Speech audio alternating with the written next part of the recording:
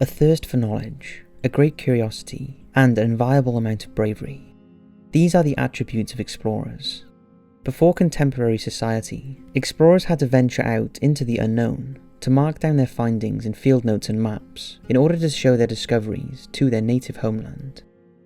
Their guides were either rare people who had been to the unknown regions or rudimentary instruments such as compasses, chip logs, sundials, or hand-drawn atlases.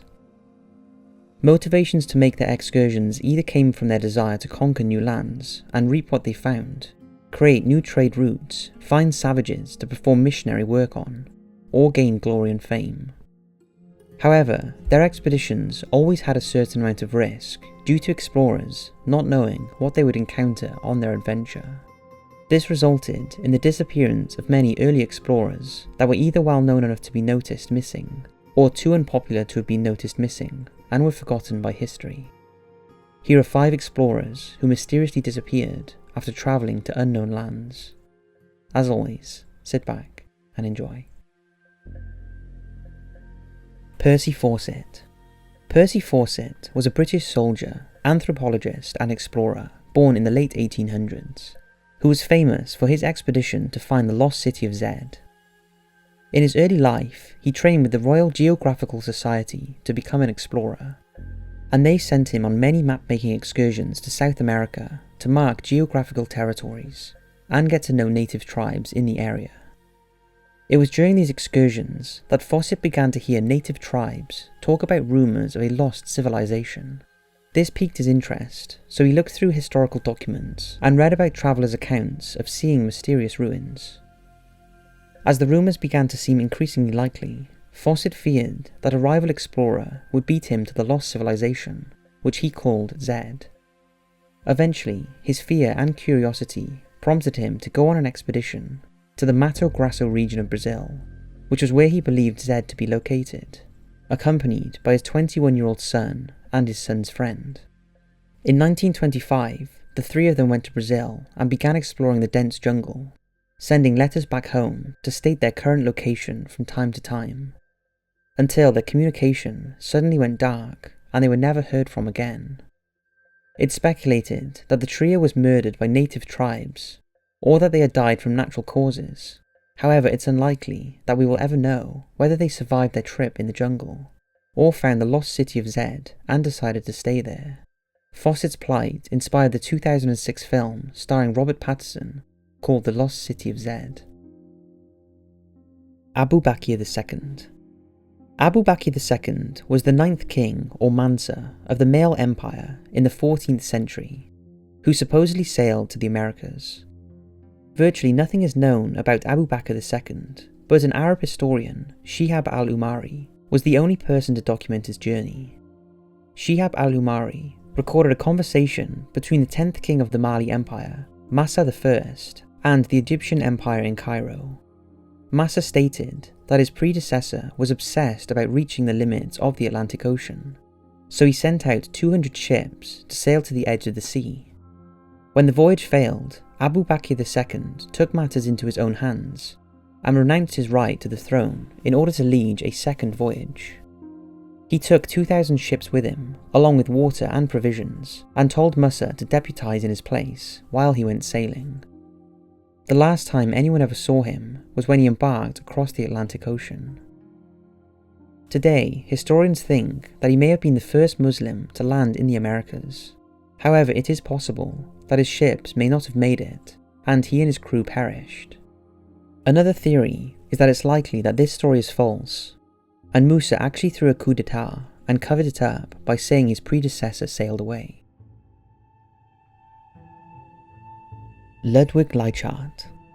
Ludwig Leichhardt was a very well-trained natural scientist who was competent in 6 languages and had a vast realm of knowledge about a multitude of subjects, which he meticulously described in a detailed notebook. He was born in Prussia, which is now mostly Germany, studied in a handful of European countries, and later travelled to Australia in hopes of getting a government appointment to explore inland. When he missed out on a government-sponsored exploration, he funded his own private excursion and left southern Queensland with a small crew. When he returned, he decided to go on another excursion that crossed the entire continent from east to west. In 1848, he and his small crew departed from Kugun Station and were never heard from again.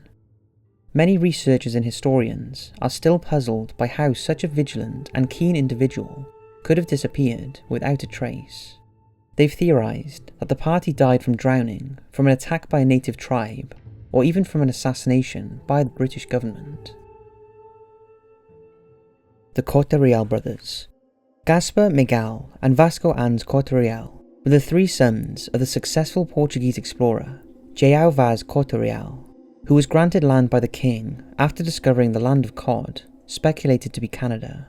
He would take his two youngest sons, Gaspar and Miguel, on expeditions with him until his death. When the brothers saw how much glory and wealth they could obtain by finding new lands, they followed in their father's footsteps and became explorers. In 1500, King Manuel of Portugal sent Gaspar on a mission to find a northwest passage to Asia. So Gaspar set sail with 3 ships across the Atlantic in the same direction his father went. Icebergs blocked their route, so they went back to Portugal and sailed again, this time with Miguel. They came to the shores of eastern Newfoundland and split up to explore before agreeing on a rendezvous back to Portugal. However, Gaspar never returned. A year later, Miguel set sail to find out what happened to his youngest brother, but his ship disappeared along the west coast of Newfoundland. A year later, the last remaining brother wanted to find both his missing brothers, but the king refused to let him sail, sensing the ominous pattern.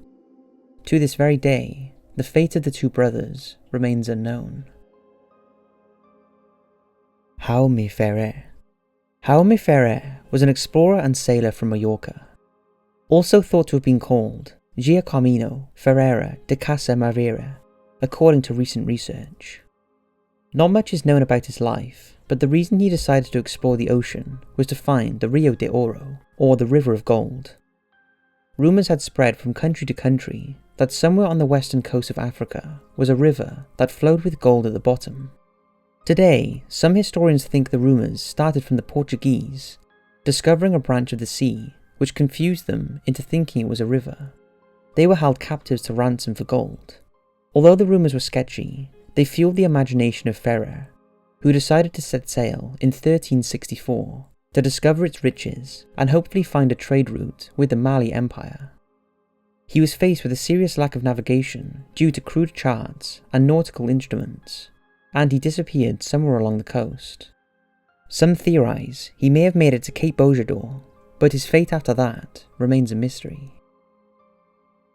So that's 5 early explorers who disappeared. I hope you've enjoyed the video, and don't forget to check out the Top 5's website, where we post regular content from ghost stories to disappearances. I'd also like to know just how many secret codes you found in this video, and just what you have to do with them. Thanks for watching, and as always, I'll see you in the next video.